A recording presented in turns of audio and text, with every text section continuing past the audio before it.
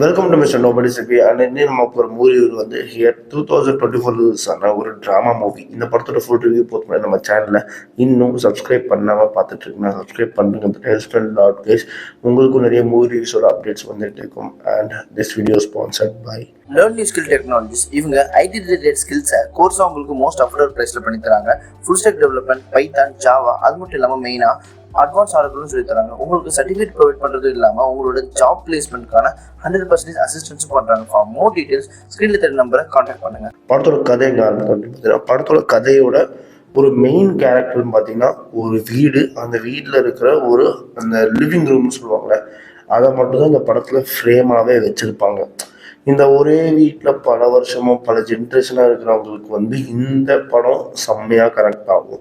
And படத்தோட கதைக்கு அந்த ஸ்டார்டிங் எப்படின்னா, ஒரு இடத்த காட்டுறாங்க. அந்த இடத்துல வந்து டைனோசார் எப்படி இருந்தது, அந்த டைனோசார் போனதுக்கப்புறம் மனுஷங்க காட்டுவாசிங்க வந்தாங்க, அதுக்கப்புறம் வந்து இந்த இந்த மன்னர் பிரிட்டிஷு, இதுக்கடுத்து வந்து சிவிலைசேஷன் ஆகி வீடு கட்டி அந்த மாதிரி அந்த எல்லா விஷயங்களையும் ஒரே ஃப்ரேமில் காட்டுறாங்க. அந்த ஃப்ரேமில் இருக்கிற லிவிங் ரூமு, அதில் வந்து வீட்டில் போய் குடியேறுற ஒரு கப்புள்ஸோட கதை. ஆல் ரோஸ் அப்படின்னு சொல்லப்படுற ஒருத்தங்க 90s அந்த டைம் லைன் உள்ள போகிறாங்க. அவங்களுக்கு வந்து ஒரு பையன் பிறக்கிறான், ரிச்சர்டுன்னு சொல்லிட்டு. அண்ட் ஆல் அண்ட் ரோஸ்க்கு வந்து ரிச்சர்ட் மட்டும் இல்லாமல் இன்னும் ஒரு 2 பசங்க. அண்ட் அவங்கள வந்து அவங்க எப்படி வளர்த்தாங்க, அதுக்கப்புறம் அந்த வீட்டுக்கு வந்து ரிச்சர்ட் வராரு. ரிச்சர்ட் பெரிய பையன் இருக்காங்க பார்த்தீங்கன்னா, அவருக்கு அந்த வீடை கொடுத்துட்றாங்க. மீதி எல்லாருமே வீட்டை விட்டு வந்து வேற ஒரு வீட்டுக்கு போயிடுறாங்க. அண்ட் ரிச்சர்டோட ஒய்ஃப் வந்து அவங்களுக்கு அந்த வீடு பிடிக்கல, எத்தனை வருஷம் நம்மளே இங்கே இருக்குது, நமக்கு சொந்த வீடு எப்போ கிடைக்கும் அப்படின்ற மாதிரி ஒரு விஷயத்த வந்து ஆசைப்பட்டு கேட்குறாங்க. பட் ரிச்சர்டால் வந்து அதை கொடுக்க முடியல.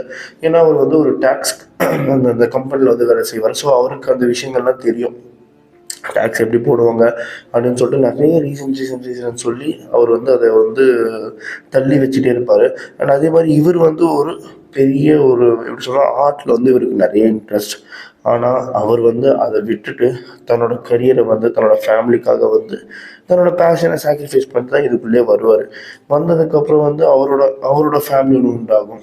ஆனால் அவரோட ஃபேமிலி என்ன ஆச்சு, இந்த மாதிரி தான். இந்த மாதிரி வந்து இந்த இந்த ஒரு 3 ஜென்ரேஷன் கதையை வந்து இந்த படத்தில் வந்து சுருக்கி காட்டுவாங்க. எமோஷனல் கனெக்ட் பயங்கரமாக இருக்கும். அதே மாதிரி நேரத்தில் வந்து இந்த படத்தில் வந்து அந்த வீடோட இம்பார்ட்டன்ஸ் வந்து கிளைமேக்ஸில் சூப்பராக புரிய வச்சு கதையை சூப்பராக முடிச்சிருப்பாங்க. அந்த மார்கரெட்க்கு வந்து வயசு ஆக ஆக வந்து மருதி அதிகமாயிடும். தென் அவங்க வந்து நம்ம ரிச்சர்டை விட்டுட்டும் போயிடுவாங்க. ஏன்னா ரிச்சர்ட் வந்து ஒரு பொறுப்பான ஒரு புருஷனாக இல்லைன்ற மாதிரி இவங்க நினச்சிக்கிட்டே போயிடுவாங்க. பட் அவர் வந்து அவரோட எல்லாத்தையும் சாக்ரிஃபைஸ் பண்ணிட்டு தான் அவர் இருப்பார்.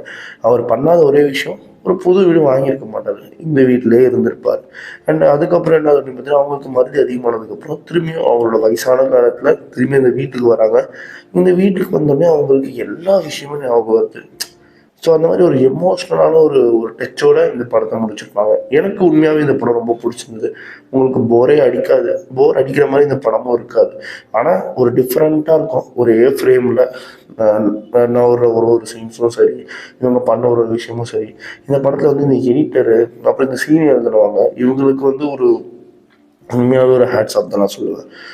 அவங்களோட வேலையை பக்காவாக பண்ணியிருப்பாங்க. எடிட்டு பக்காவாக இருந்திருக்கும். அதே மாதிரி நேரத்தில் இந்த சீன் வரணும், இந்த சீன் இருக்கணும், இத்தனை சீன், அந்த சீன் இத்தனை சீன் இருக்கணும் அப்படின்னு சொல்லிட்டு ஒன்று வந்து ஒரு மாதிரி பர்ஃபெக்ட் ஃபிலிம் அப்படின்ற மாதிரி ஒரு விஷயத்த காமிச்சிருப்பாங்க.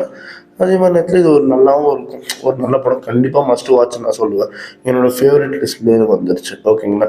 அதனாலேயே இந்த படத்துக்கு நான் ஒரு 4 டோனர்ஸ் தருவேன். அண்ட் இதே மாதிரி மூவி பார்க்கணும் நம்ம சேனலில் சப்ஸ்கிரைப் பண்ணுங்கன்னா, அதை மிஸ் நோபடி சந்திக்கிறேன். Bye, have a great day.